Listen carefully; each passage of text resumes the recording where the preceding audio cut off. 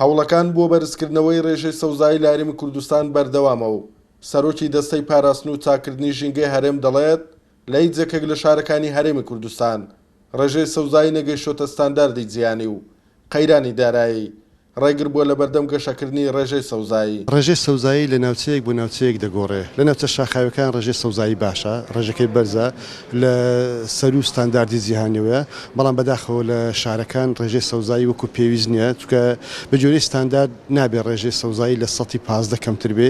هیچ یەکێک لە شارەکانی هەرێمی کوردستان نەگەیشتۆتە 15، بەڵام خۆشبەختانە هەوڵەکان لە زیادبووندان بۆ ئەوەی ڕێژەی سەوزایی بەرز بکرێتەوە.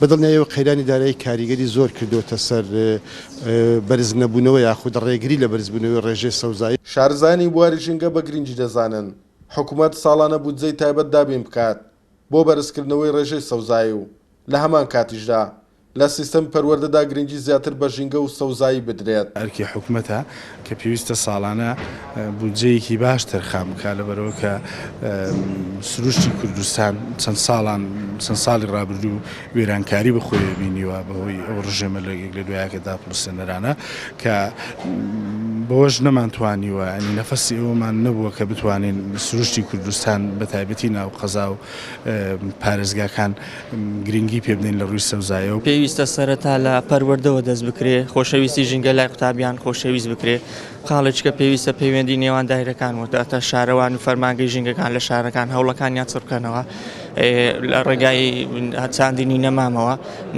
شارەکان سەوزکەن، پارچی بچووک دروستکەن. بۆ گەیشتن بە ستانداردی جیھانی لە ڕێژەی سەوزایی پێویستە هەر شارێک ڕێژەکەی بگاتە سەر و 15، بەڵام تا ئێستا و ڕێژەی لە هیچ شارێکی ھەرێمی کوردستان تۆمار نەکراوە. بۆیە شارزانی بواری ژینگە پێیان وایە کە زیادکردنی ڕێژەی سەوزایی دەبێت گرنگی زیاتری پێ بدرێت. توانە عومەر، کوردسات نیوز، ڕانیا.